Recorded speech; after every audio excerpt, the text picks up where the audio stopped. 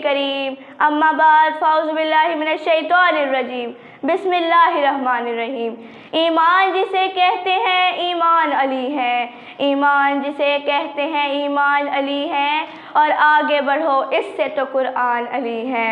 आओ मैं बताऊं तुम्हें ए हाजतमंदो, आओ मैं बताऊं तुम्हें ए हाजतमंदो, मुश्किल जो किया करते हैं आसान अली है। आज मुझे उनकी शहादत का जिक्र करना है कि जो शेर खुदा है, कि जो मुश्किल कुशा है, कि जो बाबुल इल्म है, कि जिनको हजूर सल्लल्लाहु अलैहि वसल्लम ने अबू तुराब कहा, कि जिनको आप सल्लल्लाहु अलैहि वसल्लम ने अपनी दुख्तर दी, कि जो हसन और हुसैन और ज़ैनब कुलसूम के वालिद गिरामी हैं, कि जो अली इब्ने अबी तालिब हैं। क्या देखते हैं कि मस्जिद कूफा है। अब आपने वज़ू किया और मस्जिद कूफा की तरफ रवाना हुए।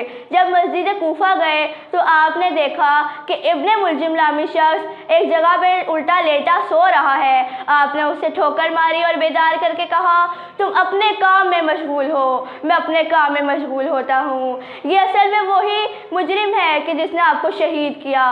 बस आपने जैसे ही नमाज अदा की, पहले आपने अजान दी, फिर आपने नमाज अदा की, पहला रुकू किया, फिर पहला सजदा किया, फिर जब दूसरा सजदा किया और दूसरा रुकू किया, तब इब्ने मुलजिम ने आपके सर पर तलवार मारी, और वो कोई आम तलवार न थी। उस तलवार को 1 महीने तक सख्त जहर में रखा गया था। वो तलवार सख्त जहर में डूबी हुई थी। इसने आपके सर को 2 हिस्सों में तब्दील कर दिया था। आपने अपने बेटे हसन से कहा, हसन आप नमाज अदा कराइए, और आप हज़रत हुसैन के साथ घर आ गए। जब आप घर आए तो तबीब ने कहा कि आपको दूध की सख्त ज़रूरत है। तो कूफे के छोटे छोटे बच्चे जब इत्तला मिली उन्हें, तो अगले ही दिन अपने नन्हे हाथों में दूध के प्याले पकड़े आपके पास आए। लेकिन अफसोस 21 रमज़ानुल मुबारक को आपकी शहादत हो गई। आप इतने करीम थे कि यतीमों मिस्किनों के सर पर हाथ रखते थे। आप कभी उनको बाप की कमी महसूस नहीं होने देते थे।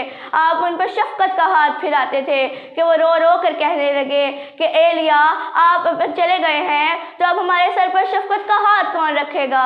यानी अली को सजदे में ज़रबत लगाई गई। यानी अली बद्र हुनैन में मारे नहीं गए। जब गर्दनें झुकी हों तो सर काटते हैं लोग, जब गर्दनें झुकी हों तो सर काटते हैं लोग, कटता नहीं वो सर जो सदा सरफराज हो। अरे सर काटना अली का तो मुमकिन ही नहीं था, सर काटना अली का तो मुमकिन नहीं भी था, कातिल भी मुंतज़िर था कि वक्ते नमाज हो। शुक्रिया।